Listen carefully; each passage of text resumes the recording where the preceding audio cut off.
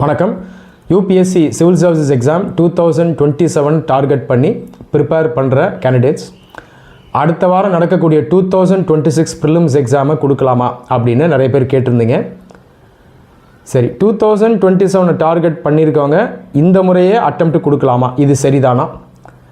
ஒருவேளை இப்படி கொடுக்கலாம் அப்படின்னா இந்த ப்ரிலிம்ஸை நீங்கள் எப்படி கொடுக்கணும் இதை நான் எக்ஸ்பிளைன் பண்ணுறேன். தயவுசெய்து நுணுக்கமாக லிசன் பண்ணுங்கள், உங்கள் ஃப்ரெண்ட்ஸோடையும் அதை ஷேர் பண்ணுங்கள்.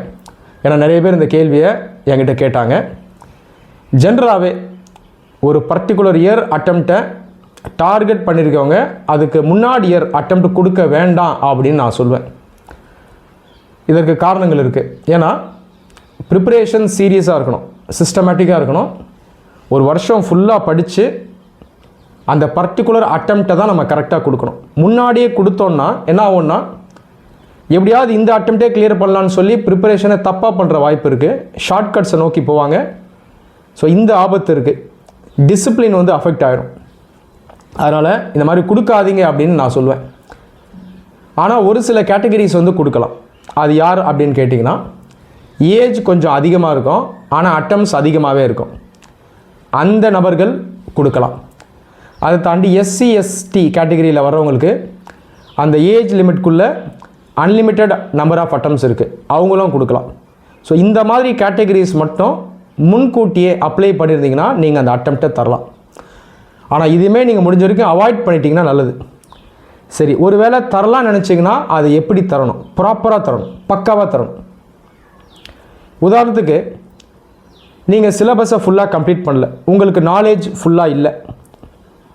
லெட்ஸே 50% தான் சிலபஸ் முடிச்சிருக்கீங்க, 50% ஸ்ட்ரென்த் தான் உங்கள்கிட்ட இருக்குது அப்படின்னா அந்த 50% நாலேஜ் 50% ஸ்ட்ரென்த்துக்கு ப்ரொப்போஷ்னலாக தான் நீங்கள் பெர்ஃபார்ம் பண்ணிட்டு வரணும்.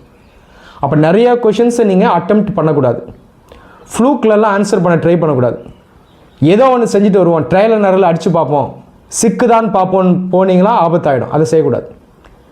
அப்போது இருக்கிற நாலேஜுக்கு ப்ரொப்போஷ்னலாக பெர்ஃபார்மன்ஸை கொடுக்கணும். நெகட்டிவ்ஸ் குறைவாக இருக்கணும், மினிமலாக இருக்கணும். அக்யூரசி அதிகமாக இருக்கணும். இப்போ ஜிஎஸ் பேப்பரில் 100 கேள்வியில் நீங்கள் ஒரு 50 கேள்வி அட்டன் பண்ணால் போதும், அப்ராக்சிமேட்டாக சொல்கிறேன். இல்லை 45 கூட ஸ்டாப் பண்ணிக்கலாம். ஆனால் நெகட்டிவ்ஸ் கம்மியாக இருக்கணும். இப்போ உங்களுக்கு ஸ்ட்ரெஸ் இருக்காது, நீங்கள் பாஸ் பண்ணணுன்ற அவசியம் இல்லை. அப்போ என்ன பண்ணணுன்னா, எல்லா கேள்வியிலையும் பொறுமையாக நல்லா டீப்பாக படித்து புரிஞ்சுக்கிட்டு இருக்கிற நாலேஜை கம்ப்ளீட்டாக அப்ளை பண்ணிடணும். இப்போ 45 கேள்வி அட்டெம்ப்ட் பண்ணுறீங்க அப்படின்னா அதில் பெருசாக நெகட்டிவ்ஸ் வராது. ஒரு 10 கேள்விக்கு மேலே நெகட்டிவ்ஸ் வராது.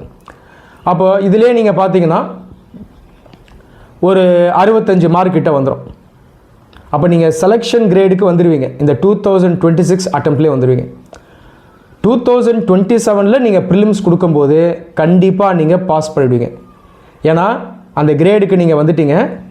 மேற்கொண்டு நீங்கள் சிலபஸை கம்ப்ளீட் பண்ணிவிட்டு ரிவைஸ் பண்ணி ஃபர்தராக அந்த நாலேஜ் அப்ளை பண்ணுறது அவங்களுடைய எஞ்சிருக்கக்கூடிய அந்த டியூட்டியாக இருக்கும். அதை நீங்கள் ஈஸியாக பண்ணிடலாம். அதனால் ஜிஎஸ் பேப்பரை நீங்கள் இப்படி தான் கொடுத்துட்டு வரணும்.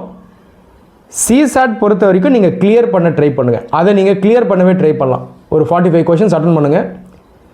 நெகட்டிவ்ஸே இருக்கக்கூடாதுன்னு தான் நீங்கள் அட்டன் பண்ணணும். அந்த அளவுக்கு குவாலிட்டி இருக்கணும். அப்போ தான் ஓரளவுக்கு நெகட்டிவ்ஸ் வரும்.